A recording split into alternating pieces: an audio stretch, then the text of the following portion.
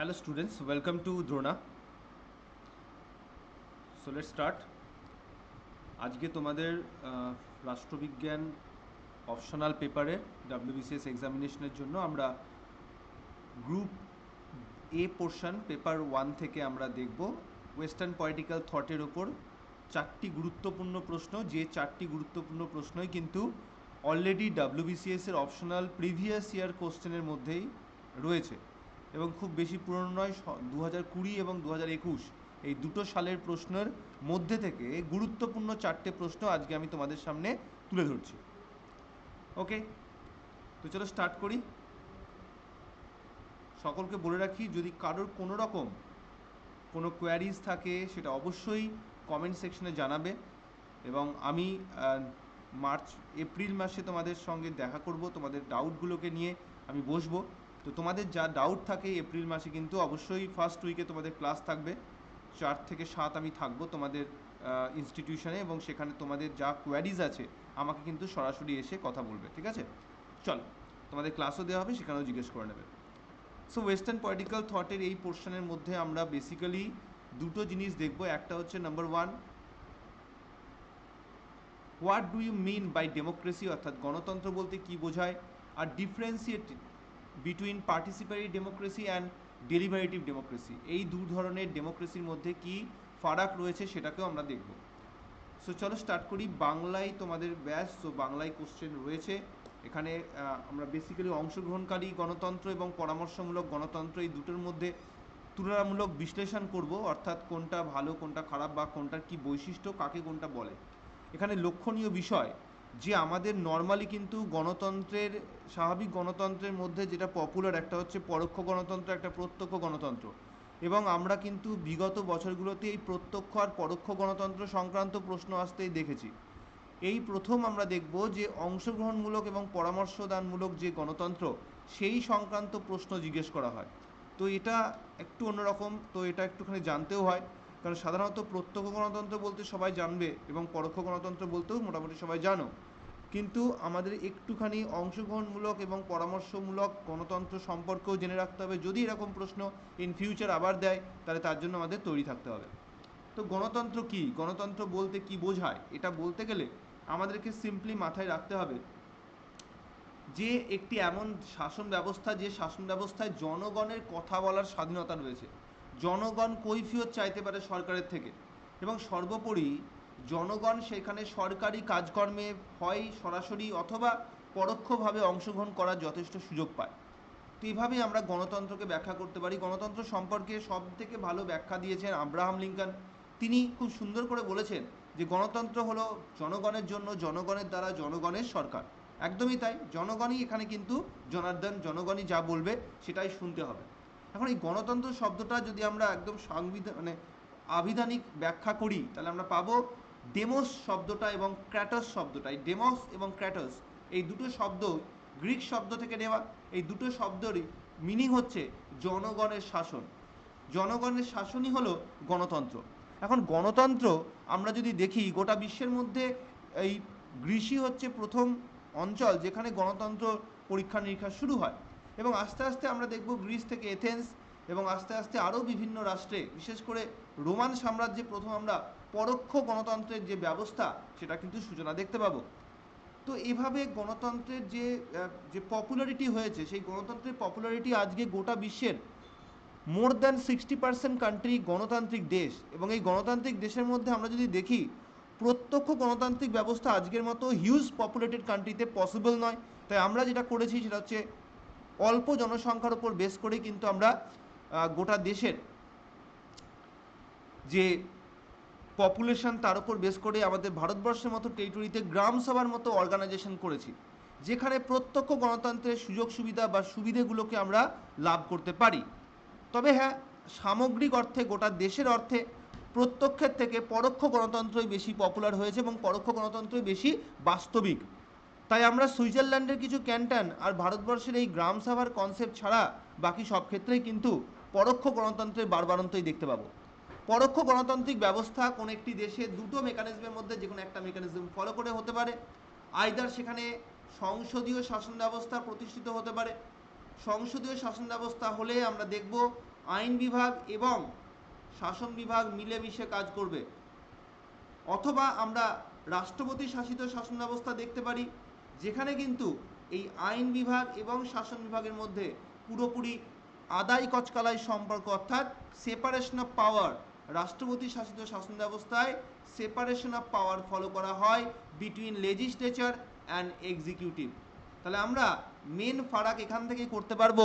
পরোক্ষ গণতান্ত্রিক ব্যবস্থায়, ভারতবর্ষের মতো সংসদীয় ব্যবস্থায় আমরা দেখতে পাবো একদিকে আইন বিভাগ তার কাজ করে, অন্যদিকে শাসন বিভাগ তার কাজ করে, কিন্তু উভয়ের সঙ্গে কানেক্টেড হয়ে কাজ করে।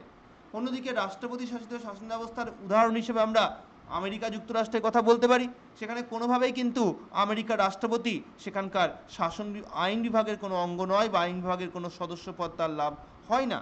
তো এভাবে আমাদের ভারতবর্ষে কিন্তু সংসদীয় শাসন ব্যবস্থার মাধ্যমে আইন বিভাগ এবং শাসন বিভাগ মিলেমিশে কাজ করার যে ব্যবস্থা, সেটা ইন্ট্রোডিউস করা হয়েছে। এখন গণতন্ত্র বলতে শুধুমাত্র তো এই পরোক্ষ বা প্রত্যক্ষ গণতন্ত্র নয়। গণতন্ত্র বলতে আরও বিভিন্ন রকমের মেকানিজম রয়েছে। সময়ের সঙ্গে সঙ্গে গণতন্ত্রের যে পরিবর্তন, সেই পরিবর্তনের মধ্যে আমরা প্রতিনিধিত্বমূলক গণতন্ত্র, অংশগ্রহণমূলক গণতন্ত্র, পরামর্শমূলক গণতন্ত্র, এইসব বিভিন্ন ধরনের গণতন্ত্রের আমরা আলোচনা পেতে পারি। এক্ষেত্রে অংশগ্রহণমূলক গণতন্ত্র এবং পরামর্শমূলক গণতন্ত্র যেহেতু প্রশ্নে রয়েছে, তাই আমরা এবার ফোকাস করব সেই দিকে। এই ধরনের গণতন্ত্রের জানার আগে একটু প্রত্যক্ষ গণতন্ত্র এবং বিভিন্ন যে গণতন্ত্রগুলো হয়, পরোক্ষ গণতন্ত্র বা অংশগ্রহণমূলক গণতন্ত্র, প্রত্যেকটা এখানে দেওয়া আছে। প্রত্যক্ষ বা পরোক্ষ গণতন্ত্রের থেকে এটা যে একটু ডিফারেন্ট, সেটার প্রথম এখানে দেখতে পাচ্ছি আমরা যে নাগরিকরা শুধুমাত্র ভোট প্রদানের বাইরে গিয়ে শাসন ব্যবস্থায় অ্যাক্টিভলি রোল প্লে করে। তাহলে অংশগ্রহণমূলক শাসন গণতন্ত্রে আমরা দেখতে পাই শুধুমাত্র ভোট দান নয়, ভোট প্রদানের বাইরেও নাগরিকরা বিভিন্ন কাজকর্ম করে থাকে। অর্থাৎ তাদের প্রতিনিধি নির্বাচন শুধু নয়, প্রতিনিধি নির্বাচনের পাশাপাশি সেখানে সরকারি কোনো সিদ্ধান্ত গ্রহণেও জনগণের অংশগ্রহণ বা জনগণের ভোটাভুটির মাধ্যমে অংশগ্রহণ আমরা দেখতে পাবো। অন্যদিকে পরামর্শদানমূলক গণতন্ত্রের ক্ষেত্রে তথ্যভিত্তিক বিভিন্ন আলোচনা পরামর্শ করার সুযোগ রয়েছে। সেখানে সরকার কোনো সিদ্ধান্ত গ্রহণের আগে বিভিন্ন আলোচনা পরামর্শের মধ্য দিয়ে, বিভিন্ন সেমিনার, বিভিন্ন তর্ক বিতর্কের মধ্য দিয়ে আলটিমেটলি সিদ্ধান্ত গ্রহণ করে। তার মানে আমরা বলতে পারি যে পরামর্শদান গণতন্ত্রের ক্ষেত্রে সেখানে কিন্তু সিদ্ধান্ত গ্রহণে সরাসরি জনগণের একটা গুরুত্বপূর্ণ ভূমিকা থাকে। তবে লক্ষণীয় যে অংশগ্রহণমূলক গণতন্ত্র হোক কিংবা পরামর্শদানমূলক গণতন্ত্র, উভয় ক্ষেত্রে জনগণকে অত্যন্ত অ্যাক্টিভ থাকতে হয়, এবং বিশেষ করে পরামর্শমূলক গণতন্ত্রে জনগণকে অ্যাক্টিভ হওয়ার পাশাপাশি যথেষ্ট শিক্ষিতও হতে হয়। শিক্ষা সঠিকভাবে যদি গণতান্ত্রিক শিক্ষা বা সঠিকভাবে যদি রাজনৈতিক শিক্ষা কোনো ব্যক্তির না থাকে, তার পক্ষে কিন্তু পরামর্শদানমূলক গণতন্ত্রে বিভিন্ন ডিবেটে অংশগ্রহণ করা এবং সেই অংশগ্রহণের মধ্য দিয়ে সরকারি সিদ্ধান্তকে ইনফ্লুয়েন্স করাটা বেশ মুশকিলের। গণতন্ত্রের ইতিহাস যদি আমরা দেখি, তাহলে গণতন্ত্রের শেকড় বা গণতন্ত্রের যে সূচনা, সেটা গ্রিসের শুরু হয়। এরপরে খ্রিস্টপূর্ব 5ম শতাব্দীতে আমরা এথেন্সের বারবারন্ত দেখতে পাবো। সেখানেও প্রত্যক্ষ গণতন্ত্র যথেষ্ট পপুলার হয়ে ওঠে, এবং সেখানে সমাজে পুরুষরাই কিন্তু এই সব গণতান্ত্রিক অ্যাক্টিভিটিতে অংশগ্রহণ করত। পরবর্তীকালে আমরা রোমান সাম্রাজ্যে প্রতিনিধিত্বমূলক গণতন্ত্র বা যাকে আমরা পরোক্ষ গণতন্ত্র বলি, সেটার সূচনা দেখতে পাই। এরপরে 1800 এবং 1900 শতাব্দীতে গণতন্ত্রের আধুনিক রূপ বিকশিত হয়। আমেরিকার স্বাধীনতা যুদ্ধ এবং ফরাসি বিপ্লবের মধ্য দিয়ে সেখানে রাজনৈতিক সাম্য, নাগরিক অধিকারের ধারণাকে জনপ্রিয় করে তোলে, যা 20 শতাব্দীতে বিশ্বব্যাপী গণতন্ত্রকে যথেষ্ট জনপ্রিয় করে তোলে। এবং আমরা দেখব যে বিভিন্ন চ্যালেঞ্জের পাশাপাশি এই গণতন্ত্র কিন্তু, এই প্রতিনিধিত্বমূলক গণতন্ত্র কিন্তু আজকে যথেষ্ট জনপ্রিয়তার সঙ্গে বিভিন্ন রাষ্ট্রে এস্টাবলিশড রয়েছে। আমরা গণতন্ত্রের দুটো গ্রুপের ওপর বেশি ফোকাস দেব, আগেই বলেছিলাম। প্রথমেই অংশগ্রহণমূলক গণতন্ত্র, তার ধারণা এবং তার বৈশিষ্ট্যের ওপর ফোকাস করব। এখানে দেখো, সংজ্ঞায় বলা হচ্ছে যে অংশগ্রহণমূলক গণতন্ত্র এমন একটি ব্যবস্থা যেখানে নাগরিকরা নির্বাচন প্রক্রিয়ার বাইরে সরাসরি সিদ্ধান্ত গ্রহণে সক্রিয় ভূমিকা গ্রহণ করে। কি করে? ভোটাভুটির মাধ্যমে। গণভোট হয় সেখানে, এবং এই গণভোটের মাধ্যমে জনগণ কিন্তু প্রত্যেকটা সিদ্ধান্ত গ্রহণে যথেষ্ট সুযোগ পায় সেই সিদ্ধান্ত গ্রহণে অংশগ্রহণ করার ক্ষেত্রে। এক্ষেত্রে তৃণমূল পর্যায়ের সম্পৃক্ততা এবং সম্মিলিত একটা সিদ্ধান্ত গ্রহণে সম্মিলিত একটা উদ্যোগ এখানে আমরা দেখতে পাই। এই অংশগ্রহণমূলক গণতন্ত্রের মধ্যে প্রধান যে বৈশিষ্ট্যগুলো গুরুত্বপূর্ণ তা হলো নাম্বার ওয়ান, সক্রিয় নাগরিকত্ব, অর্থাৎ নাগরিকত্ব এখানে নাগরিকরা অত্যন্ত সক্রিয় থাকবে। নাগরিকরা প্রত্যেকটা সরকারি সিদ্ধান্তের ক্ষেত্রে অত্যন্ত সক্রিয়ভাবে সিদ্ধান্ত গ্রহণ করার ক্ষেত্রে সরকারকে সাহায্য করবে। দ্বিতীয় গুরুত্বপূর্ণ যে পয়েন্ট আমরা দেখব তা হচ্ছে সিদ্ধান্ত গ্রহণে ক্ষমতা স্থানীয় প্রশাসনের মধ্যে বিকেন্দ্রীভূত করে দেওয়া, স্থানীয় প্রশাসনগুলোর মধ্যে সেই ক্ষমতাকে বলতে পারি আমরা স্প্রেড করে দেওয়া। এভাবে ক্ষমতা যেখানে সিদ্ধান্ত সবসময় কেন্দ্রীয়করণ একটা তার নেচার থাকে, সেই কেন্দ্রীকরণ নেচারটা কিন্তু এখানে বিকেন্দ্রীভূত হয়ে এস্টাবলিশড হচ্ছে। তৃতীয় যে বৈশিষ্ট্যের উপর আমরা ফোকাস করব তা হচ্ছে সম্প্রদায়ের সম্পৃক্ততা, অর্থাৎ পাবলিক ফোরাম, বিভিন্ন স্থানীয় পরিষদ অর্থাৎ স্থানীয় স্বায়ত্তশাসন, গ্রাম সভার মতো অর্গানাইজেশন, এগুলোকে যথেষ্ট গুরুত্ব দিয়ে এখানে কিন্তু সিদ্ধান্ত গ্রহণে অংশগ্রহণ করানো হয়। নীতির ওপর সরাসরি প্রভাব, সরকারি কোনো নীতি প্রণয়নের ক্ষেত্রে আমরা দেখব সরাসরি নাগরিকদের এখানে কিন্তু যথেষ্ট গুরুত্ব রয়েছে এবং নাগরিকরা সেই সিদ্ধান্ত গ্রহণে যথেষ্ট গুরুত্ব লাভ করে থাকেন। ঐতিহাসিক এবং আধুনিক উদাহরণ হিসাবে আমরা নির্দিষ্ট কয়েকটি দেশের কথা বলতে পারি বা নির্দিষ্ট কয়েকটি বিশেষ বিষয়ের উপর ফোকাস করতে পারি। Number one, Porto Alegre. ব্রাজিলের পোর্তো অ্যালেগ্রে হচ্ছে সেই ব্যবস্থা যেখানে অংশগ্রহণমূলক বাজেটিংয়ের সুযোগ রয়েছে। 1989 সাল থেকে নাগরিকরা সেখানে পৌর বাজেট নির্ধারণে সক্রিয়ভাবে অংশগ্রহণ করে থাকে।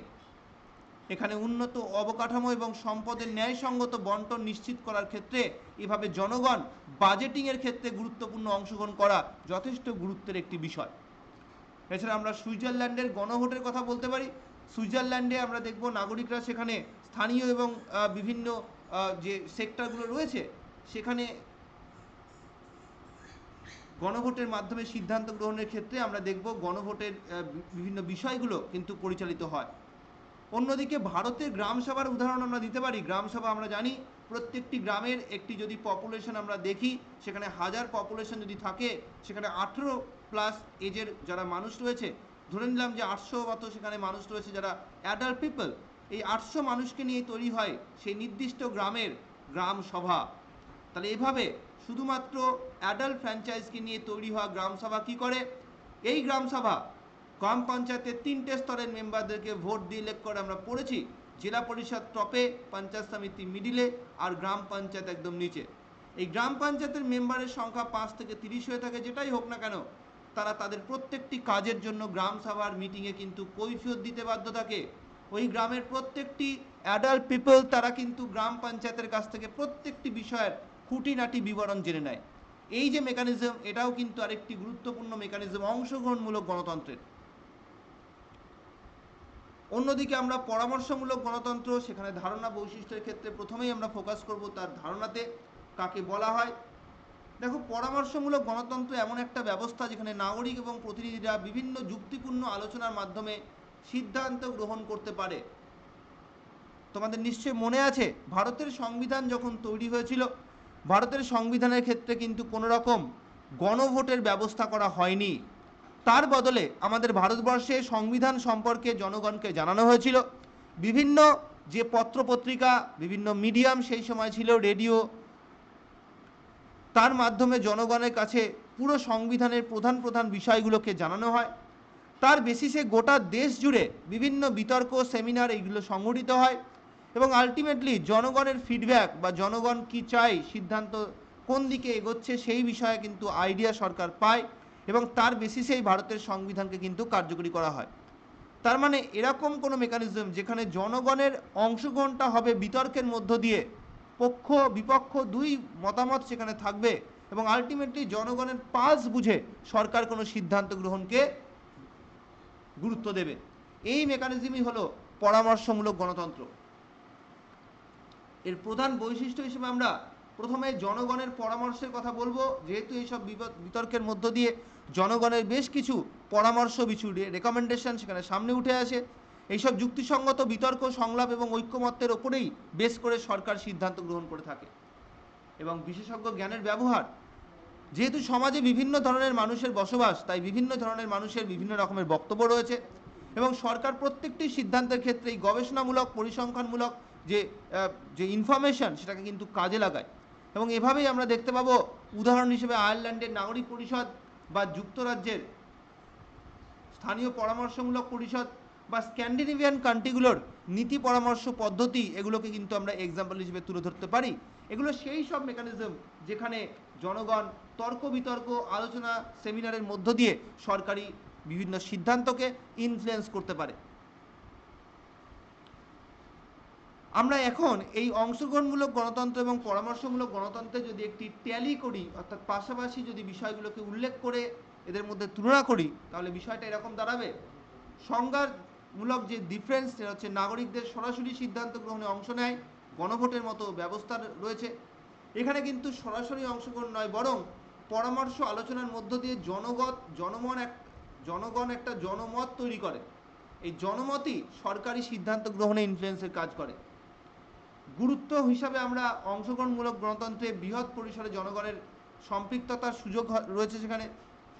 অন্যদিকে পরামর্শমূলক গণতন্ত্রে যুক্তিপূর্ণ বিতর্ক এবং বিশেষজ্ঞের মতামত রয়েছে এবং বৃহৎ পরিসর নয়, বরং এখানে পরামর্শমূলক গণতন্ত্রে কিন্তু সমাজের নির্দিষ্ট কিছু যারা এক্সপার্ট পার্সন রয়েছে, যাদের কাছে এই বিষয়ে নলেজ রয়েছে, তারাই কিন্তু এইসব বিতর্ক এবং এইসব আলোচনাগুলোতে অংশগ্রহণ করে থাকে।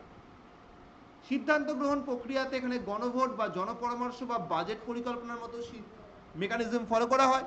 অন্যদিকে পরামর্শমূলক গণতন্ত্রে আমরা বিভিন্ন স্থানীয় পরিষদগুলোকে ব্যবহার করতে দেখব, বিশেষ করে নাগরিক পরিষদ বা পরামর্শমূলক মতামত সংগ্রহ করার ব্যবস্থা বা জনশুনানি বা সেখানে জনগণের ওপিনিয়ন নেওয়ার কোনো মেকানিজম, এইগুলোকে ব্যবহার করা হয়ে থাকে। এখানে উদাহরণ হিসেবে আমরা পোর্তো অ্যালেগ্রেড বাজেটিং সিস্টেম বা পোর্তো অ্যালেগ্রেড বাজেটিং সিস্টেমকে অংশগ্রহণমূলক সিদ্ধান্তের উদাহরণ এবং আয়ারল্যান্ডের নাগরিক পরিষদকে আমাদের পরামর্শমূলক গণতন্ত্রের উদাহরণ হিসেবে তুলে ধরতে পারি। এখন প্রশ্ন হচ্ছে, এই অংশগ্রহণমূলক গণতন্ত্র বা পরামর্শমূলক গণতন্ত্র, এগুলো তো সরাসরি কোনো রাষ্ট্রে আমরা দেখতে পাই না। তার কারণ এই উভয় ধরনের গণতন্ত্রের বেশ কিছু ভালো ভালো গুণ আছে এবং আজকের দিনের পরোক্ষ গণতান্ত্রিক দেশগুলো সেই সব গুণগুলোকে তাদের শাসন ব্যবস্থার মধ্যে ইমপ্লিমেন্ট করতে চায়। তাই আসলে অংশগ্রহণমূলক গণতন্ত্রের বেশ কিছু বৈশিষ্ট্য বা পরামর্শদানমূলক গণতন্ত্রের বেশ কিছু বৈশিষ্ট্যকে আজকের দিনের বৃহৎ জনগণের গণতান্ত্রিক রাষ্ট্রগুলোকে ইমপ্লিমেন্ট করা হয় মাত্র। অর্থাৎ পুরোপুরি পরামর্শদানমূলক সিস্টেম নয় বা পুরোপুরি অংশগ্রহণমূলক ব্যবস্থা নয়, বরং তার একটা মেকানিজম হিসাবে এটাকে ইউজ করা হয়, তার একটা ফিচার্স বা একাধিক ফিচার্সকে আজকের দিনের বৃহৎ গণতান্ত্রিক রাষ্ট্রগুলোতে ইউজ করা হয়।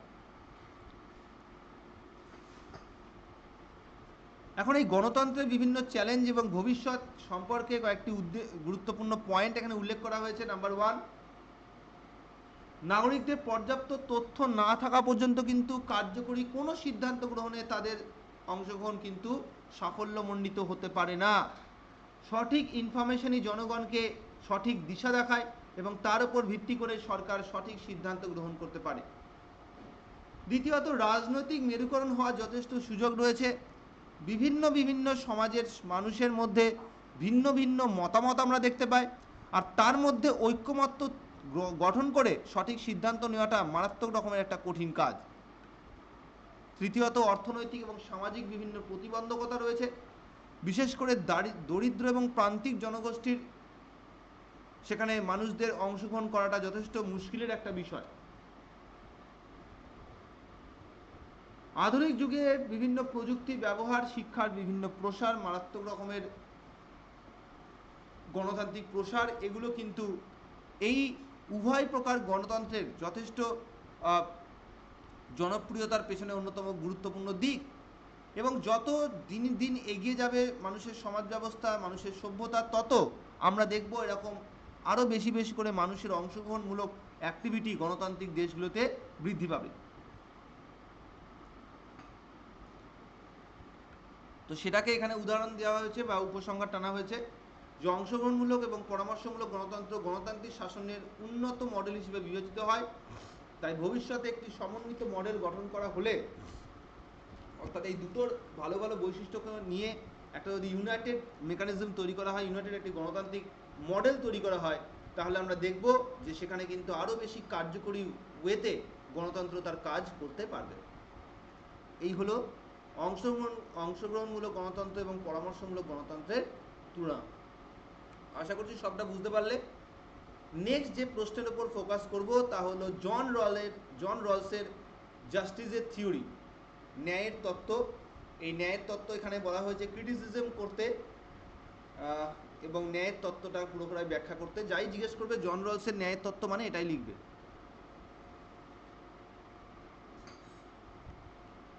জন রলসের ন্যায়ের তত্ত্বটা অত্যন্ত জনপ্রিয়তার পেছনে এর বাস্তবিক কিছু বৈশিষ্ট্যের কথা আমরা উল্লেখ করতে পারি। বিশেষ করে আমেরিকান পিপলদেরকে এই রলসের যা থিওরি অফ জাস্টিস যথেষ্ট নাড়া দিয়েছিল সেই সময় 70-এর দশকে তার এই তত্ত্ব সামনে উঠে আসে এবং সেখানে তিনি যেভাবে ন্যায় প্রতিষ্ঠার আইডিয়া দিয়েছিলেন তার জন্য কোনো রকম কাল্পনিক পদ্ধতি নয়, কোনো রকম বিশেষ জ্ঞানের প্রয়োজন নেই, স্বাভাবিক স্বার্থপর দুনিয়ার মানুষজনই এটাকে সঠিকভাবে ইমপ্লিমেন্ট করতে পারে বলে তিনি তার তত্ত্বে উল্লেখ করেছেন। শুধুমাত্র কয়েকটা গাইডলাইন ফলো করলেই হবে। চলো তাহলে আমরা দেখে নিই সেগুলো কি কি।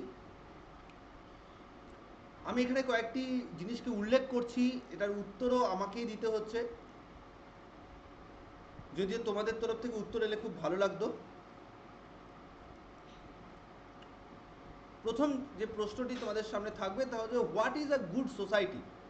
একটি ভালো সমাজ বলতে তোমরা কি বোঝো?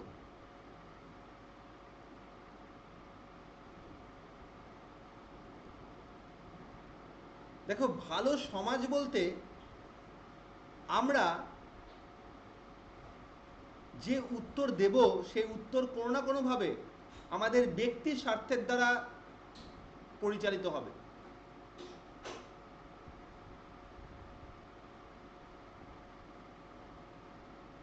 ভালো সমাজ বলতে আমরা শান্তিতে নির্বিঘ্নে কোনো রকম ঝামেলাহীনভাবে বেঁচে থাকা, জীবনের বিকাশ করা, নিজেদের ফিউচার জেনারেশনকে এগিয়ে দেওয়া, এইগুলোই পড়ে। এখন এই প্রত্যেকটা ক্ষেত্রে কিন্তু আমাদের ব্যক্তিগত সুবিধার কথাই ভাবলাম। কারণ আমি যদি এমন একটা সমাজ ব্যবস্থায় থাকি যেখানে মানুষজন একে অন্যের ওপর আক্রমণ করে, তাহলে আমার ওপর আক্রমণ উঠে আসবে। তাই আমি চাই সমাজ হোক শান্তিপূর্ণ, সেখানে কেউ কারোর ওপর কোনো রকম হানাহানি থাকবে না, কোনো আক্রমণ করবে না।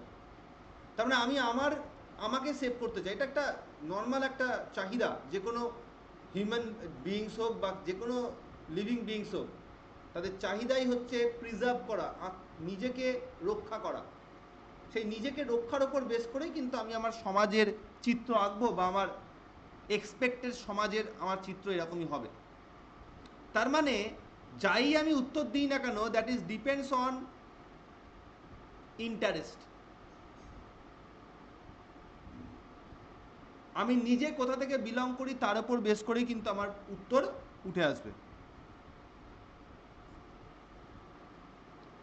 কিন্তু এটাও কোথাও গিয়ে কিন্তু একটা আনফেয়ার বা আনজাস্টের এস্টাবলিশমেন্ট করবে। সমাজে এরকম 1 ডজন জায়গা ইন্ডিকেট করা যায় যেখানে পারস্পরিক দ্বন্দ্ব রয়েছে। আমরা যদি একটা দোকানের কথা চিন্তা করি, একটা মুদিখানার দোকান, দোকানের যে মালিক তার সঙ্গে দোকানের যারা কর্মচারী তাদের সঙ্গে কিন্তু ব্যস্তানুপাতিক সম্পর্ক। মালিক চাইবে যারা কর্মচারী তারা বেশি করে কাজ করুক, আর কর্মচারী চাইবে অল্প কাজ করেই বেশি করে মাইনে নিতে। আমার একটা স্কুল কলেজের কথা চিন্তা করো, সেখানে মেজর ছাত্রছাত্রীরা চাইবে কম পড়াশোনা করে ভালো নাম্বার পেতে। তাহলে এইভাবে আমরা একাধিক সেক্টরে দেখতে পাবো, যারাই এই সেক্টরগুলোর সঙ্গে বিলঙ্গিং, একটু ভাবলেই বুঝতে পারবে প্রত্যেক ক্ষেত্রে কোথাও না কোথাও গিয়ে একটা আনজাস্ট অ্যাক্টিভিটি রয়েছে। আসলে আনজাস্টের কনসেপ্টটা আমাদের প্রকৃতির মধ্যেই রয়েছে।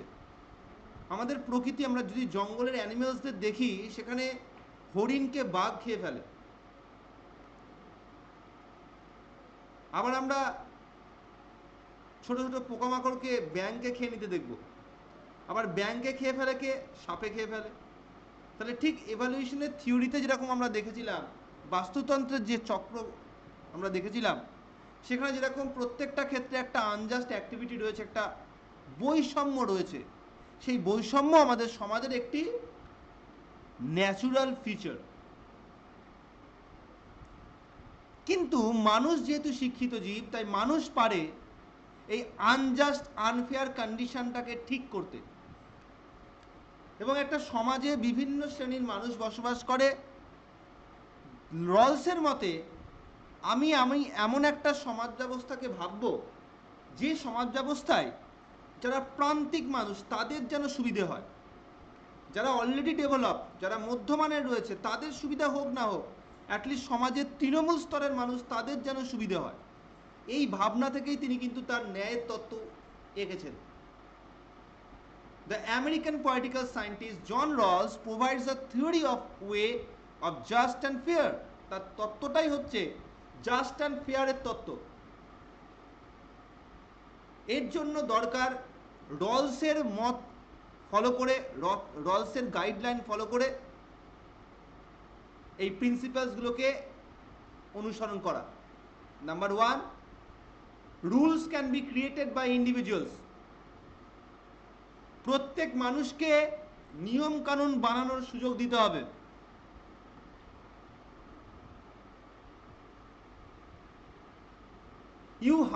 You have to come in that position before make the rules. যখন কোনো রুলস কেউ বানাবে তাকে কিন্তু অরিজিনাল পজিশনে আসতে হবে। অরিজিনাল পজিশন মানে সমাজের সাধারণ মানুষের যে পজিশন, সেই পজিশন মানে একজন উকিল, একজন ডাক্তার, একজন শিক্ষক, সবাই একটা শ্রেণী থেকে বিলঙ্গিং হতে হবে, অর্থাৎ একটা সারিতে তাদেরকে দাঁড়াতে হবে। আর ভেইল অফ ইগনোরেন্স ফলো করতে হবে। Rawls suggested that we imagine that we sit behind a veil of ignorance that prevents us from knowing who we are and identifying with our personal circumstance. By being an ignorant in this way, we can more objectively consider how society should operate, he theorized. তিনি বলতে চেয়েছেন যে একজন ব্যক্তি যিনি কিনা, যার হাতে দায়িত্ব দেওয়া হয়েছে সমাজের বন্টনের, বিভিন্ন সুযোগ সুবিধার, সম্পদের, সেই ব্যক্তি যেন নিজে না জানতে পারে তার ফিউচার পজিশন কি হবে, সমাজে তার স্থান কোথায়। তাই যখন তিনি সমাজের উন্নতির জন্য কোনো কাজ করবেন, সেই উন্নতির কাজে তিনি কোনো একটি সেক্টরকে বেশি সুযোগ, কাউকে একটু কম সুবিধে এরকম করবেন না। তিনি ইম্পার্শিয়াল ওয়েতে প্রত্যেককে সমানভাবে সেই সুযোগ প্রদান করবেন, যাতে তার ভাগে কোনো কম না পড়ে। তিনি এই জন্য করবেন না যে তিনি খুব সাম্যতাকে সাপোর্ট করেন, বরং এই জন্য করবেন না তিনি নিজের স্বার্থকে বেশি সাপোর্ট করেন। এবং আমরা জানি একজন সাধারণ মানুষ তাই হয়। আমরা কেউ বিবেকানন্দ নই, কেউ আমরা মনীষী নয়, পয়গম্বর নই, সাধু সন্ত নই। তাই আমাদের কাছে more important the reality, and the reality indicates selfish activity. প্রত্যেকটা মানুষ আমরা সেলফিশ। তাই স্বার্থপর দুনিয়ায় দাঁড়িয়ে একজন মানুষকে স্বার্থপরতা ছেড়ে দিয়ে কাজ করতে না বলে বরং ভাবাও যে ঠিক আছে তুমি স্বার্থপর, তুমি শুধু এই রুলসটাকে ফলো করবে এবং নিজের স্বার্থকে কিন্তু ফলো করবে। কিভাবে তিনি বোঝালেন এটা? তিনি বললেন যে একটা কেককে যদি আমরা কোনো ব্যক্তিকে বলি যে 5 জনের মধ্যে ভাগ করে দিতে, আর সেই ব্যক্তি যদি জানে কোন ভাগটা তার, তাহলে তিনি কি করবেন? যদি সেই ব্যক্তি কেক খেতে ভালোবাসেন, যেটা স্বাভাবিক একটা বিষয়, তাহলে সেই ব্যক্তি 5 ভাগ করার ক্ষেত্রে একটা ভাগকে একটু বেশি করে রাখবেন।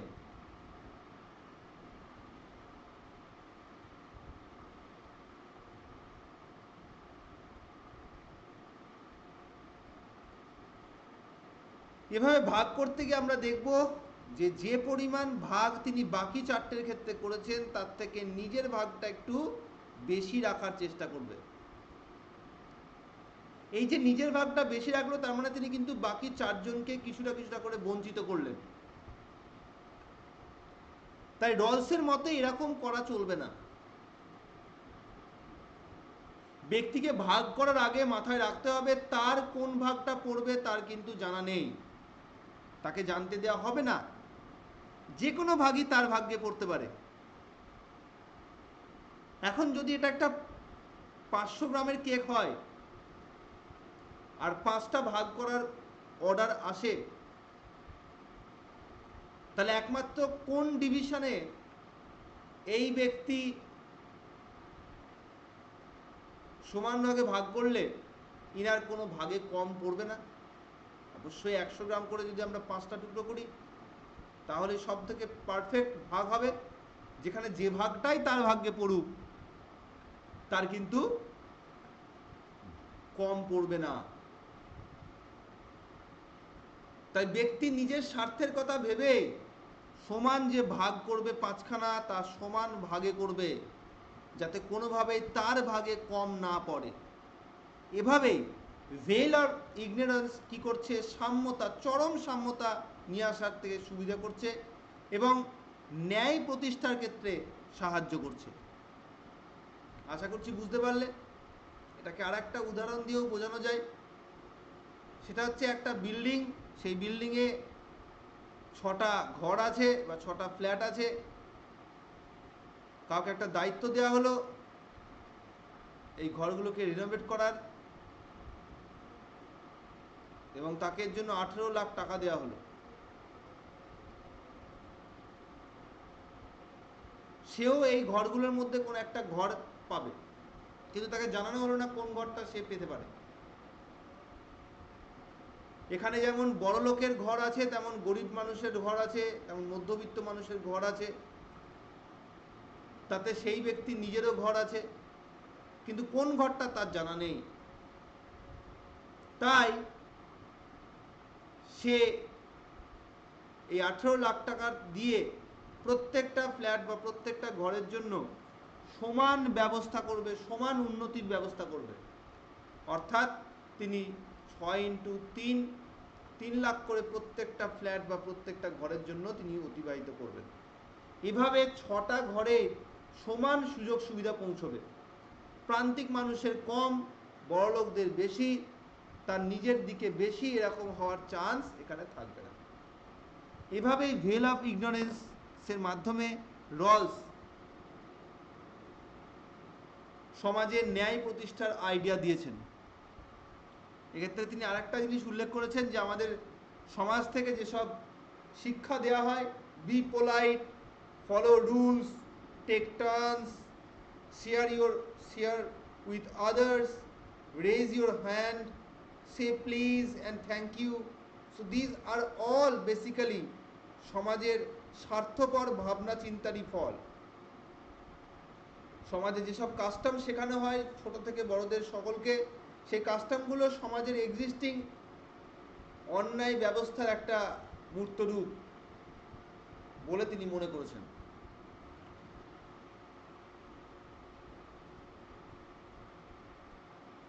এখানে রলসের তত্ত্বের এখানে ভূমিকা দেওয়া আছে যে জন রলস ছিলেন একজন বিশিষ্ট রাজনৈতিক দার্শনিক, যিনি ন্যায় বিচারের একটি নতুন তত্ত্ব উপস্থাপন করেন যা সামাজিক ন্যায় বিচারের উপর ভিত্তি করে। তার রচিত গ্রন্থ আর থিওরি অফ জাস্টিস গণতান্ত্রিক সমাজে ন্যায় বিচার প্রতিষ্ঠার জন্য নীতি নির্ধারণের একটি কাঠামো প্রদান করে। রলসের ন্যায় বিচারের ধারণা মূলত ন্যায় বিচারের 2টি নীতি এবং অজ্ঞতার পর্দা ধারণার উপর প্রতিষ্ঠিত।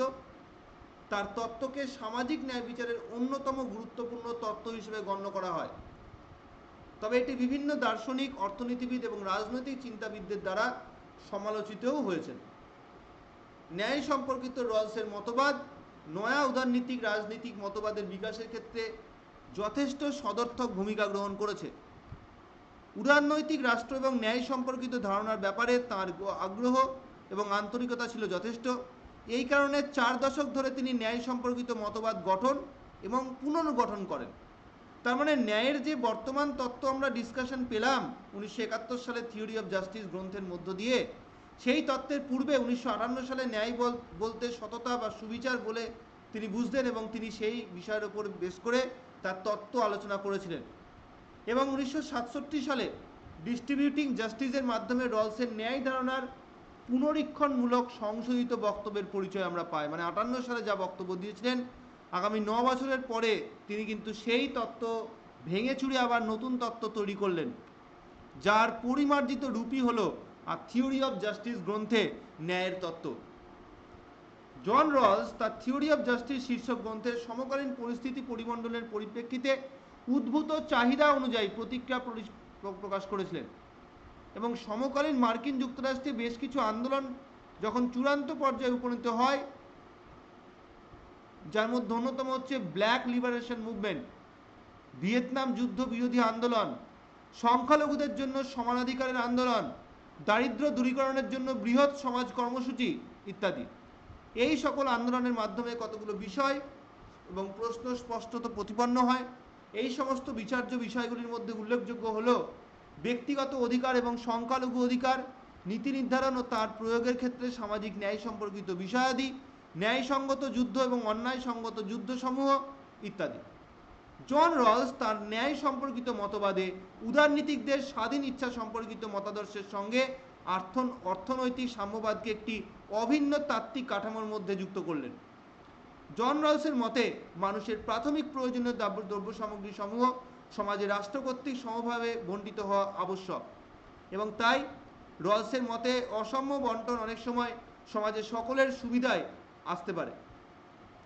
তিনি বলেছেন, primary goods are to be distributed by the state equally unless an unequal distribution would be to everyone's advantage. Rawls মনে করতেন যে অসম বন্টনকে স্বীকার করা মানেই হচ্ছে ন্যায়কে সেখানে বাস্তবায়িত হতে না দেওয়া। তাই ক্ষেত্র বিশেষে অর্থনৈতিক সম্পদের অসম বন্টনকে তিনি সমর্থন করেছেন। কিছু মানুষের বাড়তি প্রাপ্তির সুবিধা অতিরিক্ত উদ্যোগ আয়োজনের পরিপ্রেক্ষিতে অতিরিক্ত সম্পদের সৃষ্টি এবং সম্প্রসারণ করতে পারে। এর ফলে সকলেরই একটা লাভ হওয়া সম্ভব। সমাজেই ব্যক্তিবর্গের একটি অংশের হাতে সম্পদ সঞ্চয় অধিক মাত্রায় হলে সমাজের ঈর্ষার সৃষ্টি হবে এবং এই ঈর্ষাকে রলস যুক্তিপূর্ণ ঈর্ষা বা রিজনেবল এনভি হিসেবে চিহ্নিত করেছেন। এই ঈর্ষার নৈর্থক প্রতিক্রিয়া বা নেতিবাচক প্রতিক্রিয়া হিসেবে ব্যক্তি মানুষের আত্মমর্যাদা আঘাত পেতে পারে। জন রলসের অভিমত অনুযায়ী ব্যক্তি মানুষের আত্মমর্যাদা সামাজিক বৈষম্যের উপর নিয়ন্ত্রণ হিসাবে কার্যকর হয়। তার ভেল অফ ইগনোরেন্সের যে মৌলিক চুক্তি আলোচনা তিনি করেছেন তা হল পুরোপুরি সামাজিক চুক্তির উপর ভিত্তি করে গড়ে ওঠা। তিনি কল্পনা করেছেন যে যদি মানুষ সমাজের সামাজিক, অর্থনৈতিক ও রাজনৈতিক অবস্থান সম্পর্কে অজ্ঞ হয়, অর্থাৎ অজ্ঞতার পর্দার আড়ালে থাকে, তবে তারা কোনো নীতিগুলি বেছে নেবে। এই শর্তে প্রত্যেক ব্যক্তি এমন নীতি নির্বাচন করবেন যা সর্বোত্তম সমতা এবং সুবিচার নিশ্চিত করে। আর এই ভিত্তিতে তিনি ন্যায় বিচারের দুটি মৌলিক নীতির কথা উল্লেখ করেছেন। নাম্বার 1 সাম্যনীতি, যেখানে বাক স্বাধীনতা, মত প্রকাশের স্বাধীনতা, ধর্মচর্চার স্বাধীনতা বা রাজনৈতিক অধিকারের সমান সুযোগ এগুলোর কথা উল্লেখ করা হয়েছে। নাম্বার 2 সামাজিক এবং অর্থনৈতিক অসাম্যতার ন্যায্যতা বা ডিফারেন্স প্রিন্সিপাল। এটি সমাজের সবচেয়ে অবহেলিত এবং দরিদ্র জনগোষ্ঠীর কল্যাণে সহায়ক। দ্বিতীয়ত এটি সকলের জন্য সুযোগের সমতা নিশ্চিত করে। রলসের এই দুটি নীতির মাধ্যমে এমন একটি ব্যবস্থা গড়ে তুলতে চেয়েছিলেন যেখানে ন্যায় বিচার, সমতা এবং সামাজিক কল্যাণ নিশ্চিত করা যায়। রলসের তত্ত্বের প্রধান বৈশিষ্ট্যগুলি হল, নাম্বার 1 নৈতিক ও রাজনৈতিক দর্শনের সংমিশ্রণ, অর্থাৎ ভালো খারাপ এই ভাবনার দ্বারা প্রভাবিত হয়ে রাজনৈতিক দর্শনের মাধ্যমে সেটাকে সংমিশ্রণ করে তিনি আলোচনা করেছেন জাস্টিসের তত্ত্ব। নৈতিক ন্যায় বিচারের সাথে গণতান্ত্রিক ব্যবস্থার সমন্বয় ঘটিয়ে তিনি এই গুরু দায়িত্ব পালন করেছেন। দ্বিতীয়ত অজ্ঞতার পর্দা, এটি নিশ্চিত করে যে নীতিগুলি পক্ষপাতহীন দৃষ্টিকোণ থেকে নির্বাচন করা হয় এবং সেখানে কোনো রকম পার্সালিটি হওয়ার সুযোগ নেই। স্বাধীনতা এবং সমতার ভারসাম্য, এটি ব্যক্তির স্বাধীনতা এবং সামাজিক সমতার মধ্যে সমন্বয় সাধন করে। সুবিচার ও সামাজিক কল্যাণ, রলসের নীতি বিশেষ করে দরিদ্র ও দুর্বল জনগোষ্ঠীর উন্নয়নের উপর গুরুত্ব দেয়। রলসের তত্ত্বের প্রধান সমালোচনাগুলি হল, প্রথমেই আমরা উদার পুঁজিবাদী দৃষ্টিকোণ থেকে রবার্ট নজিকের সমালোচনার কথা বলতে পারি, যিনি অ্যানার্কি স্টেট এবং ইউটোপিয়া গ্রন্থে রলসের তত্ত্বের বিরুদ্ধে যুক্তি দেন। তিনি বলেন, রলসের নীতিগুলি ব্যক্তি স্বাধীনতার পরিপন্থী, সম্পদের পুনর্গঠন মানুষের প্রকৃত স্বাধীনতাকে বাধাগ্রস্ত করে। কেউ যদি বৈধ উপায়ে সম্পদ অর্জন করে তবে তাকে তা থেকে বঞ্চিত করা নৈতিকভাবে অগ্রহণযোগ্য। তাই নজিকের মতে সম্পদের সুষম বন্টনের চেয়ে ব্যক্তিগত মালিকানা অধিকারের সুরক্ষা অধিক গুরুত্বপূর্ণ।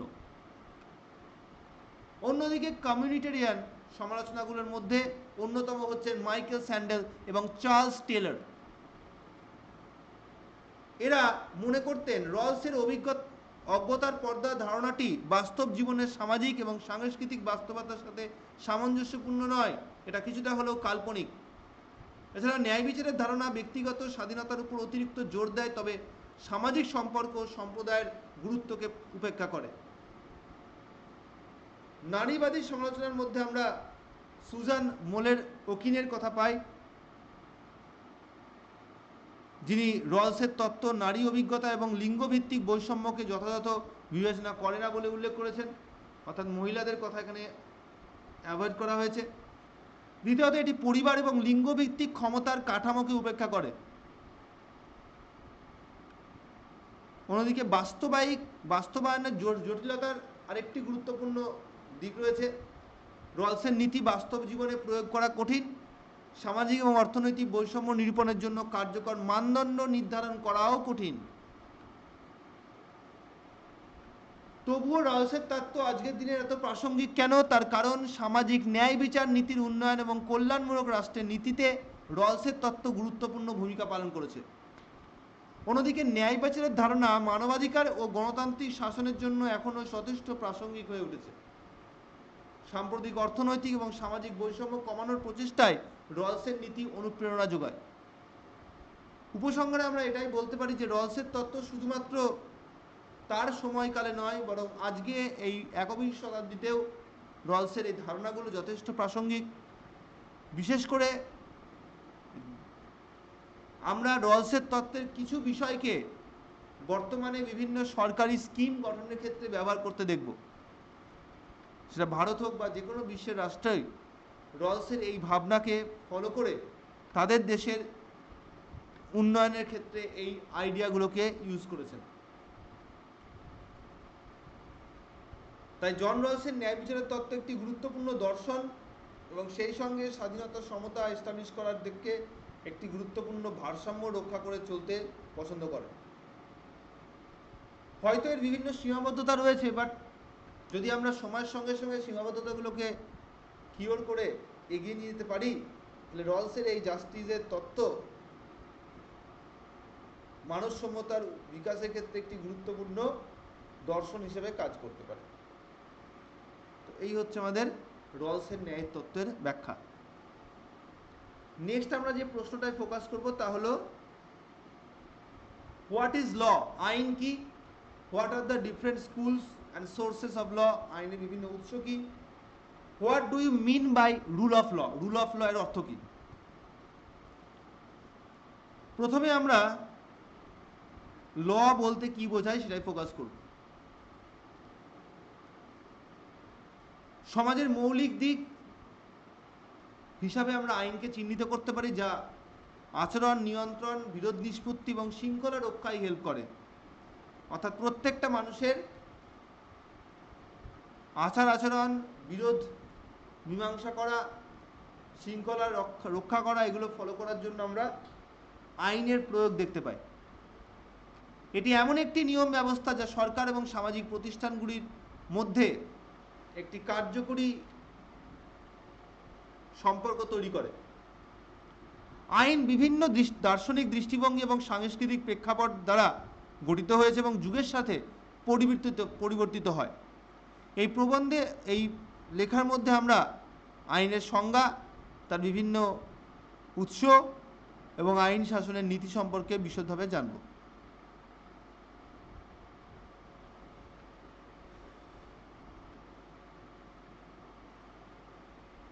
এখানে দেওয়া আছে সোর্সেস অফ লগুলো, অর্থাৎ আইনের বিভিন্ন উৎসগুলো।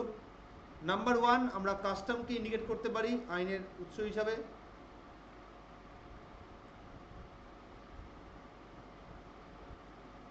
আমরা বিভিন্ন আইন সভার অ্যাক্টিভিটিকে দেখতে পাই, তারা আইন বানায় এবং প্রেসিডেন্টের কথাও বলতে পারি। কাস্টম বিভিন্ন রকমের হয়ে থাকে, লিগাল হতে পারে বা কনভেনশনাল হতে পারে। লিগাল কাস্টমকে দুভাবে ভাগ করা হয়, লিগাল আর জেনারেল। অন্যদিকে প্রেসিডেন্ট কিছু আছে যেগুলো, কিছু আছে বাইন্ডিং অর্থাৎ বাধ্যতামূলক, কিছু আছে পারসুয়েসিভ অর্থাৎ এখানে অপশন রয়েছে না মানানো। অন্যদিকে লেজিসলেটিভ প্রসেসের সোর্স অফ ল কিভাবে কাজ করে, প্রাইমারি লেজিসলেশন অর্থাৎ সাধারণ আইন প্রণয়নের মধ্য দিয়ে, কেন্দ্রীয় আইনসভা বা রাজ্য আইনসভা আমাদের ভারতবর্ষে আইন বানায় এভাবে, অথবা সেকেন্ডারি লেজিসলেশন। সেকেন্ডারি লেজিসলেশন বলতে কখনো জুডিশিয়ারি ক্ষেত্রে ব্যাখ্যার মধ্য দিয়ে নতুন কোনো আইন কানুন সামনে উঠে আসতে পারে, তো সেটার কথাও এখানে বলে দেওয়া হয়েছে। তো এগুলো হচ্ছে আইনের বিভিন্ন উৎস। আইন সম্পর্কে বিভিন্ন রাষ্ট্রবিজ্ঞানী বিভিন্ন মতামত দিয়েছেন, যার মধ্যে অন্যতম হচ্ছে জন অস্টিন, যিনি আইনকে একটি সার্বভৌম কর্তৃপক্ষ কর্তৃক জারি করা আদেশ বা শাস্তির দ্বারা সমর্থিত বলে উল্লেখ করেছেন। হান্স কেলসন, আইন একটি নিয়মবিধি বিজ্ঞান যা আচরণ নির্ধারণ করে এবং মানুষের বিভিন্ন স্তরের নিয়মের দ্বারা গঠিত হয়।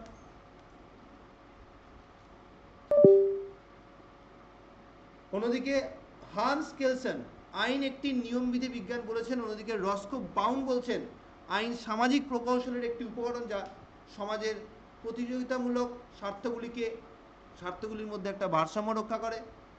স্যামন বলছেন আইন হলো প্রশাসন কর্তৃক স্বীকৃত এবং প্রয়োগকৃত নীতির একটি সংকলন। আইনের এই বিভিন্ন সংজ্ঞা থেকে আমরা একটা আইনের কমন সংজ্ঞা বলতে পারি, যার মধ্যে আমরা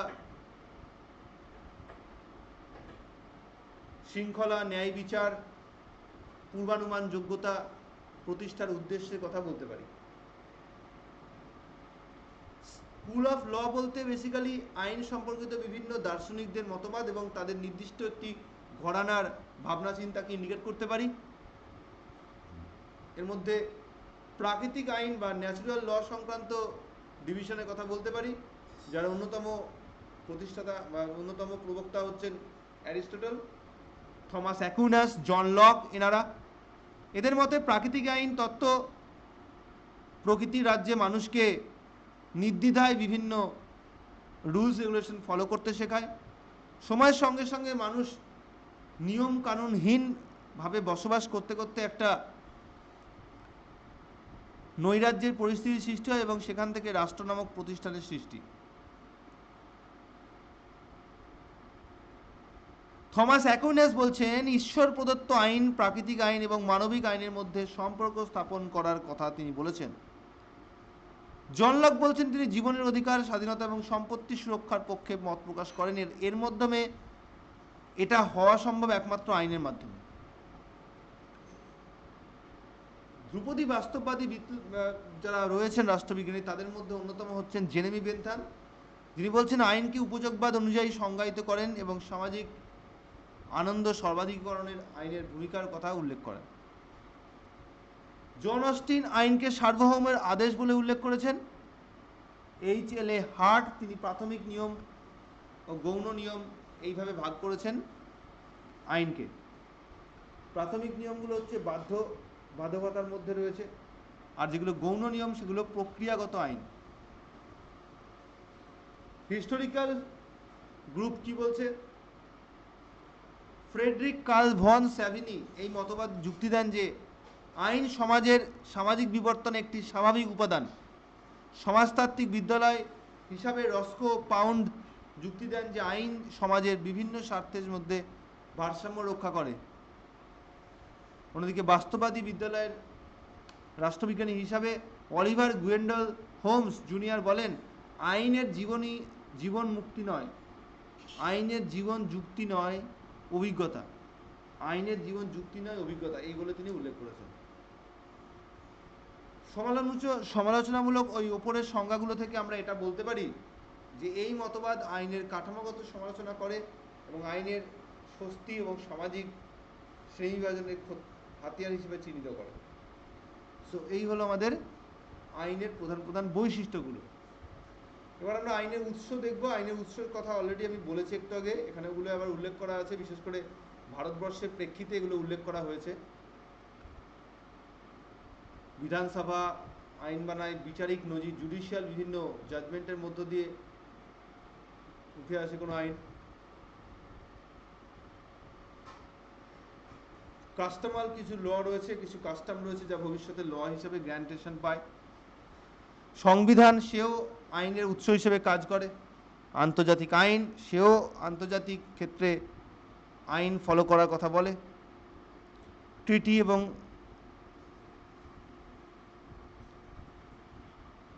আন্তর্জাতিক আইনের মধ্যে রয়েছে বিভিন্ন ট্রিটি, বিভিন্ন আন্তর্জাতিক চুক্তি। ধর্মীয় আইন রয়েছে, রিলিজিয়াস কিছু ল রয়েছে, যেমন শরিয়ত আইন, হিন্দু আইন, ইহুদি হালাকার মত প্রভৃতি। তো এই হচ্ছে আইনের বিভিন্ন রূপ, আইনের বিভিন্ন সোর্স। এরপরে আমরা রুল অফ ল এর কনসেপ্টটা বুঝবো। রুল অফ ল কাকে বলে? আইনের শাসন হলো এমন এক নীতি যা সকল ব্যক্তি, প্রতিষ্ঠান এবং সরকারকে আইনের অধীনে রাখে। এই আইনের অনুশাসন তত্ত্বের অন্যতম প্রতিষ্ঠাতা হলেন এভি ডাইসি।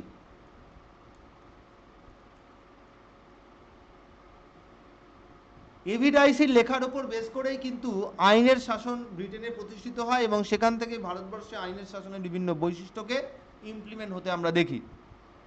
যার মধ্যে অন্যতম হলো আইন হলো সর্বোচ্চ, আইনের ওপর কেউ কথা বলবে না, সবাইকে আইন মোতাবেক চলতে হবে এবং আইন সবার জন্য সমান হবে। এছাড়া ন্যায় বিচার এবং যথাযথ প্রক্রিয়া, আইনের নিশ্চয়তা, বিচার বিভাগের স্বাধীনতা, এগুলোর কথাও আমরা বলতে পারি। মৌলিক অধিকারের সুরক্ষা ইত্যাদি। আইনের শাসন গণতন্ত্র, অর্থনৈতিক স্থিতিশীলতা এবং সামাজিক ন্যায় বিচারের জন্য অপরিহার্য এবং এটি সরকারকে জবাবদিহিমূলক করে তোলে। ব্যক্তিগত স্বাধীনতা রক্ষা করে এবং আইন প্রতিষ্ঠানগুলোকে সেখানে বেশি গুরুত্ব দেওয়া, এটা হচ্ছে যে কোনো আইনের অনুশাসনের অন্যতম দিক। আইনের অনুশাসনের উপর ভিত্তি করেই আইনের চোখে সবাই সমান বা ইকুয়ালিটি বিফোর দ্য ল বলে যে প্রভিশন রয়েছে আমাদের ভারতের সংবিধানের 14 নম্বর ধারার 1 নম্বর ক্লজে, তা কিন্তু তৈরি হয়েছে। এবং আইন যে একটি পরিবর্তনশীল ব্যবস্থা যা সমাজের পরিবর্তনের সঙ্গে সঙ্গে পরিবর্তিত হওয়াটা স্বাভাবিক, তাই আধুনিক বিশ্বে আইনের শাসন একটি ন্যায়সঙ্গত এবং সমতাভিত্তিক সমাজ ব্যবস্থা গড়ে তোলার ক্ষেত্রে যথেষ্ট গুরুত্ব প্রদান করে। তো এই হচ্ছে আমাদের আইনের শাসনের প্রশ্নের উত্তর। এরপরে আমরা যে প্রশ্নের উত্তরটায় ফোকাস করব তা হলো difference between freedom and liberty আর discuss Marx's theory of freedom. কাকে ফ্রিডম বলে, কাকে লিবার্টি বলে, দুটোর মধ্যে ফারাক কি রয়েছে, এগুলোই আমরা জানবো আজকের ক্লাসে। ফ্রিডম আর লিবার্টির মধ্যে যদি আমরা ফারাক খুঁজি তাহলে দেখব ফ্রিডমটা অনেক বেশি আর্টিফিশিয়াল, অন্যদিকে লিবার্টি অনেক বেশি natural.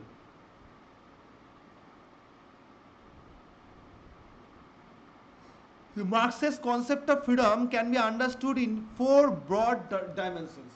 মার্ক্সের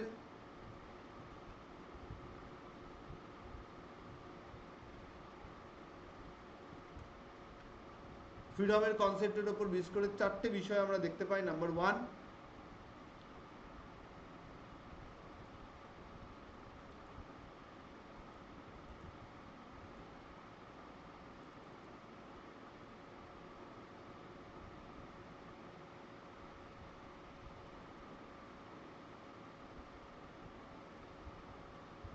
freedom as to reconciliation between individual freedom and communal freedom. Freedom as aesthetic appreciation of the result of labor. 3, freedom as authorization of all-round human. And 4, freedom as critical answers of community. So এই হচ্ছে 4টে প্রধান rules.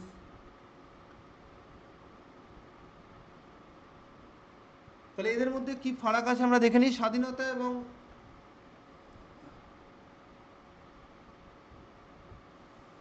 Liberty ধারণাগুলি বহু শতাব্দী ধরে দার্শনিক, রাজনৈতিক এবং সামাজিক তত্ত্বের কেন্দ্রবিন্দু হিসাবে বর্তমান রয়েছে।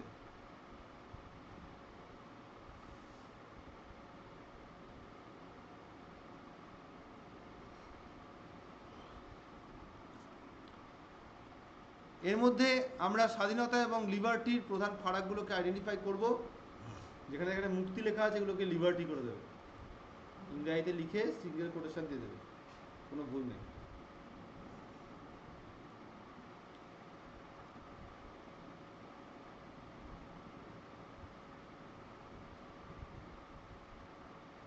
যদিও স্বাধীনতা এবং যুক্তি লিবার্টি উভয়ই স্বায়ত্তশাসন এবং আত্মনির্ধারণের ধারণার সাথে সম্পর্কিত,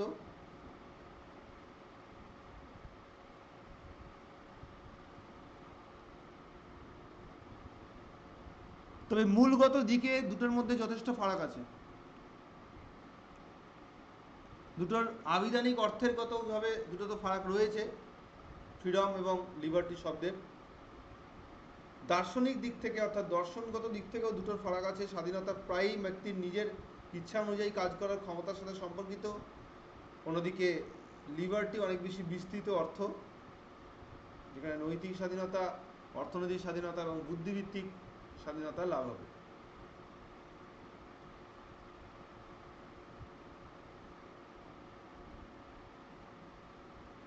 এটি একটি বিস্তৃত এবং প্রায়শই বিষয়ভিত্তিক ধারণা বলে উল্লেখ করেছেন। যুক্তি সামাজিক লিবার্টি ক্ষেত্রে বলা হচ্ছে লিবার্টি সামাজিক রাজনৈতিক কাঠামো হিসাবে গড়ে ওঠে।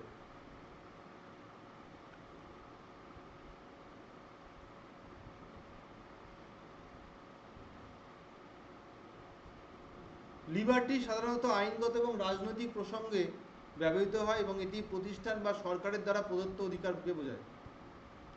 এটি সামাজিক সীমাবদ্ধতার মধ্যে বিদ্যমান এবং আইন, সংবিধান এবং আইনি কাঠামোর দ্বারা প্রভাবিত হয়। ইতিবাচক বনাম নেতিবাচক দৃষ্টিভঙ্গিতে আমরা দেখতে পাবো ইসায়া বার্লিনের নেতিবাচক গ্রন্থি, নেতিবাচক মুক্তি, অ্যান্ড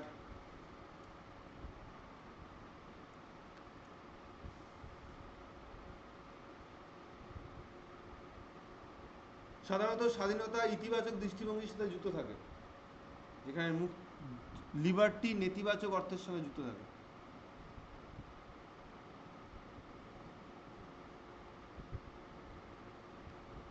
সংক্ষেপে লিবার্টি হলো একটি সংগঠিত ও প্রতিষ্ঠান ভিত্তিক স্বাধীনতা, যেখানে স্বাধীনতা হলো একটি অন্তর্নিহিত এবং ব্যাপক স্বায়ত্তশাসনের ধারণা। মার্কসের স্বাধীনতার তত্ত্ব যদি আমরা দেখি, তিনি বলছেন রাজনৈতিক এবং অর্থনৈতিক চিন্তাধারার অন্যতম প্রধান ব্যক্তিত্ব স্বাধীনতার একটি বিস্তৃত তত্ত্ব প্রদান করেছেন, যা মূলত পুঁজিবাদী সমাজের সমালোচনা এবং সাম্যবাদী সমাজের গুণগানের উপর ভিত্তি করে গড়ে উঠেছে। তার স্বাধীনতার ধারণা মানুষের লিবার্টি বস্তুগত অবস্থা সামাজিক সম্পর্কের সাথে ঘনিষ্ঠভাবে সংযুক্ত।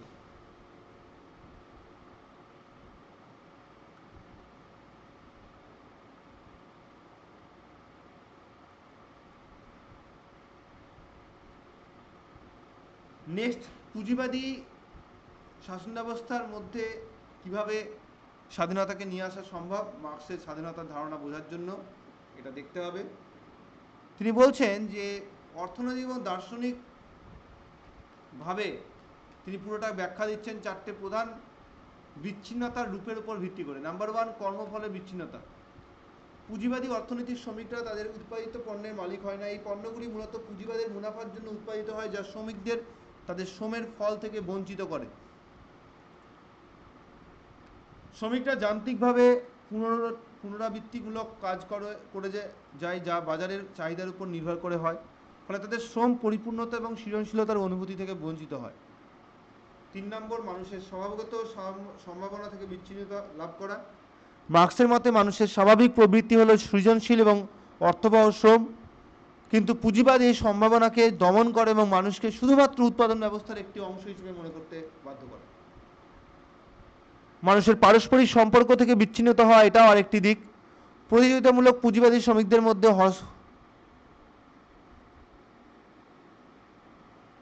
সেখানে আমরা দেখব পুঁজিবাদী পরাধীনতার কেবল আইনগত এবং রাজনৈতিক দিক নয়, এটি অর্থনৈতিক এবং সামাজিক ক্ষেত্র বিদ্যমান।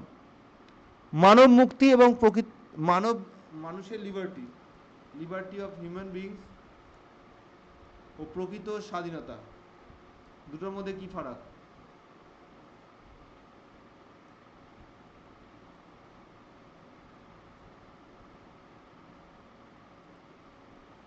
নাম্বার ওয়ান, রাজনৈতিক স্বাধীনতা মানে লিবার্টি বলতে বোঝায়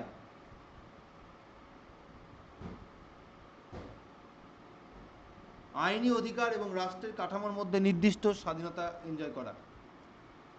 অন্যদিকে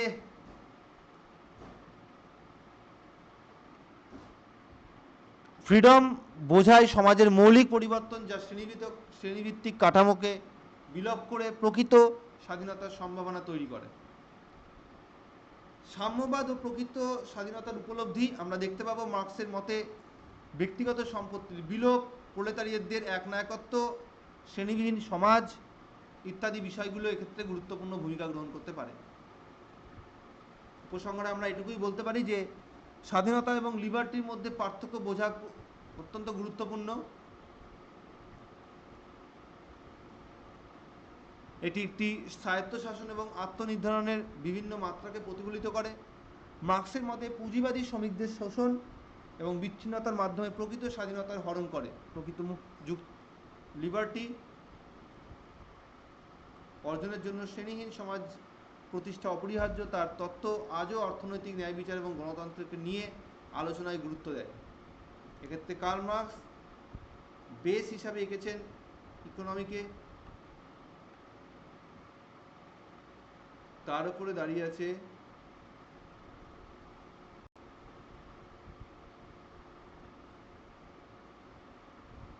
সোসাইটি, ল, পলিটিক্স, ট্রেড সব কিছু।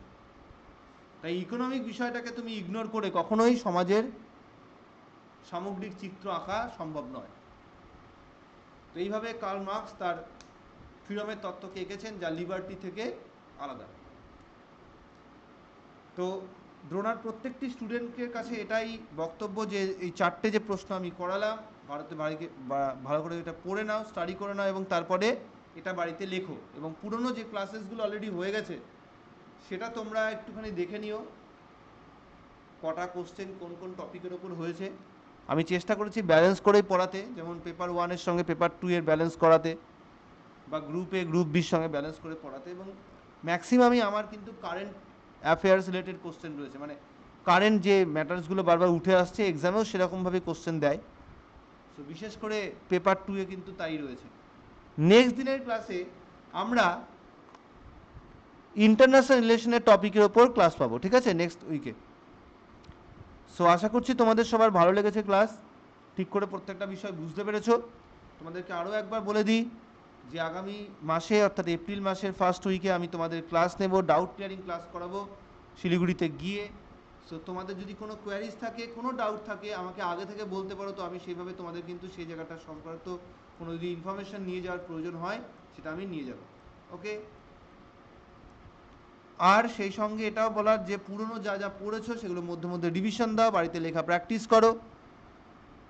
ইংরাজি ভার্সনের ছেলে মেয়েদের ইংরাজি ক্লাস হয় আলাদা, বাংলা ভার্সনের তোমাদের বাংলা ক্লাস হচ্ছে। সো এইভাবেই কিন্তু প্রত্যেকটা টপিক প্রত্যেক দিন ডিসকাশন করা হচ্ছে। পুরনো যে ক্লাসগুলো মিস গেছে প্রত্যেকটাই রেকর্ডেড রয়েছে তোমাদের অ্যাপের মধ্যে। সো সেই অ্যাপ থেকে গিয়ে সেই ক্লাসগুলো তোমরা কিন্তু অ্যাক্সেস করতে পারবে, দেখে নিও সেগুলো। আর যদি কোনো কোয়ারিজ থাকে অবশ্যই নেক্সট ক্লাসে আমাকে জেনে দেবে। Thank you for participate in my live class. Next ক্লাসে আবার দেখা হবে। আমি সব্যসাচী সাহা। চলো আজকের মতো এখানেই, টাটা।